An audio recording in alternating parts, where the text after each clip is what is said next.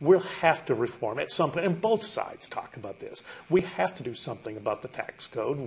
The inequities of the tax code that discriminate, in my book, discriminates against the individual who wants to own their own insurance policy, have a longitudinal relationship with their insurance company, doesn't want their health benefits manager at their place of employment making those decisions.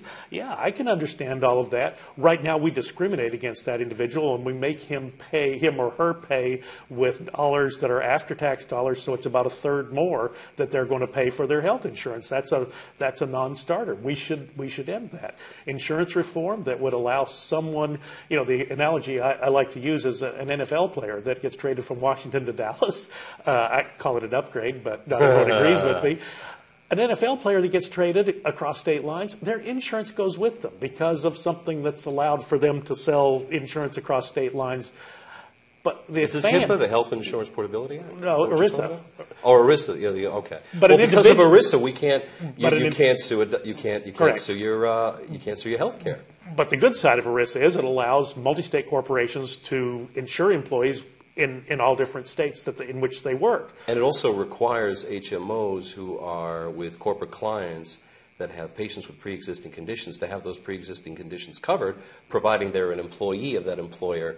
Or corporate clients. There are some protections. Now, the individual who moves from one state to another has to start all over again because they don't have that same protection that multi-state corporations. And all I would argue is let's give that same flexibility to the individual that we have provided to multi-state corporations and make the same thing available to the little guy that we make available to the big guy. I want to talk very quickly about the recently passed stimulus bill and the consequences of that legislation. But before we do, I want to hit on one little thing because it has been talked about a lot with before. Alan, it's always one little thing. It's always one more thing, right? but it's still about the Patient's Bill of Rights because that was something that enjoyed a lot of bipartisan support. We're looking at the rank-and-file Americans, not necessarily the hierarchy of the political parties, but the rank-and-file Americans kind of like this idea.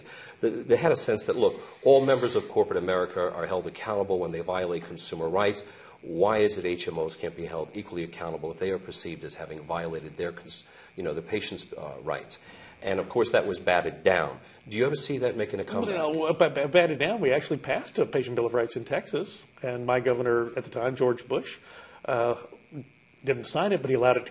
He didn't veto it. Allowed it to become into law. And actually, while he was running for the presidency, he said, "Hey, look what I allowed to pass without interruption." But when he became president, he behaved in just the antithetical fashion. That was before I got here. Okay. Well, you don't really see that. That actually might become a moot point if you get your way in these other areas. I will tell you this from the standpoint of someone who practiced for a long time, and this was a very big issue to me in the 90s. It has become less of an issue. A lot of the more egregious behavior, although it is not prohibited by law, is just no longer done. Now, that doesn't mean that there's not an instance out there, and I'm sure you'll have callers or people responding on the internet that will say, well, what about this that just happened to me? But it is not the widespread abuse that was going on in 1996, 1997, I think they got frightened as to just how close they came to legislation. Correct. That was going to be signed. Or a Supreme Court decision. Now for the recently passed stimulus bill. House Republicans voted unanimously against it. What disturbed you most about it? Oh, the $787 billion bill. Number one, that it was not. It was not what was advertised. If we wanted to stimulate the economy, and my track record was such that I generally do vote against these things. January of 2008, when President Bush was still in office, and Nancy Pelosi and Leader Boehner and the president got together and said, we need a stimulus bill. It's going to be $180 billion, and we're going to make things work again for the American people. I said, I don't think these things ever work. I was one of 35 members to vote against it. In fact, I even got some advice from my staff, don't do that because you don't want to go home and have voted against giving money to your constituents in an election year. But realistically, it was a poor idea, and the time bore that out. Some people would argue that maybe it wasn't bold enough and it wasn't big enough. Well, in my opinion, last January of 2008, we would have done, a year ago January, we would have done a much better job had we simply done the work we were supposed to do on the repeal of the alternative minimum tax and let people keep that money rather than having to make those quarterly payments. And that would have stimulated the economy much more than that crazy stimulus bill we passed in January. The AMT originally designed to keep charlatans, from you paying rich guys, you rich guys in the media that would amass all of these tax deductions. We wanted you to pay your fair share. Right. Well, essentially, you were having fabulously wealthy people with huge profit margins able to get away with paying nothing through loopholes. But once you pass that legislation, 125. Yeah. But now, people, how many millions are affected by it? Many millions. And in fact, it is. Because of bracket creep or whatever, because of the cost of living increase, it is creeping. That number is taking in many more people year over year. And what happens then is you get past April 15th, and the next thing you know, you got a letter from the IRS that you owe your quarterly payment or your first 2 quarterly payments because of your projected tax bill on the alternative minimum tax. Well, we could have done away with that and stimulated the economy, and at the same time created less of a burden for the IRS to have to send out all of those tax notices. When we go round and round with this argument, I certainly come down on the side.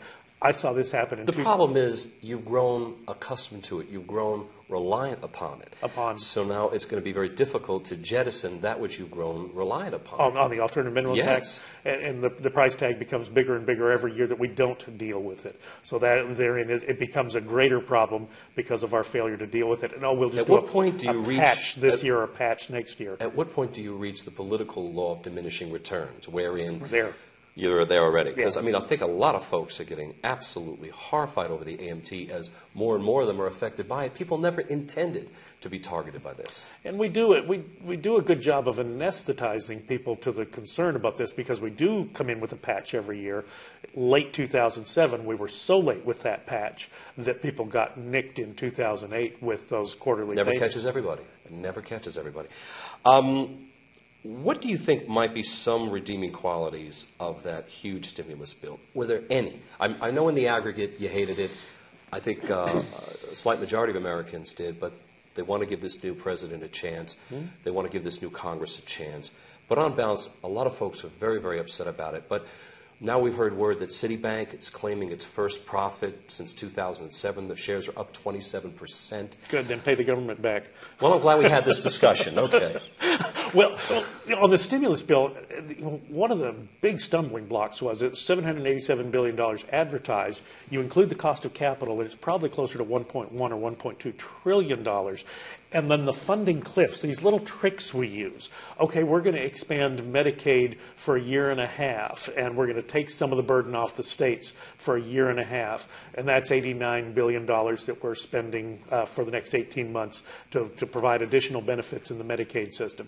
Well, what's 18 months from now? It's September of 2010. What happens in 2 months? A big election. Do you really think the United States Congress, as it is constructed today, has the courage to throw 1.5 million people off of Medicaid 2 months before Election Day? Of course not. We will continue that funding. So if we were really honest about our budgetary projections, this stimulus bill probably pushed closer to $3 billion when you take the Medicaid and the COBRA, all of the other benefits that we put in there. You mean $3 trillion? $3 trillion. Okay. $3 billion would have been nice. Yeah, $3 billion was a different time and a different place. No, we weren't honest about the cost of what we were really spending. I went down to the Bureau of Public Debt a few weeks ago and watched the auction of $32 billion over 30 minutes of our Treasury bills, our 3-year bills that were being sold one Tuesday afternoon. It was the third auction of that day. We throw these terms, a billion is like, what, 10,000 million? So that was about $100 billion we sold that day in Treasury bills. The good news is they all sold. The good news is the interest rate was only about 1 1/3%. The bad news is that the interest rate will not stay low as we sell more and more of these.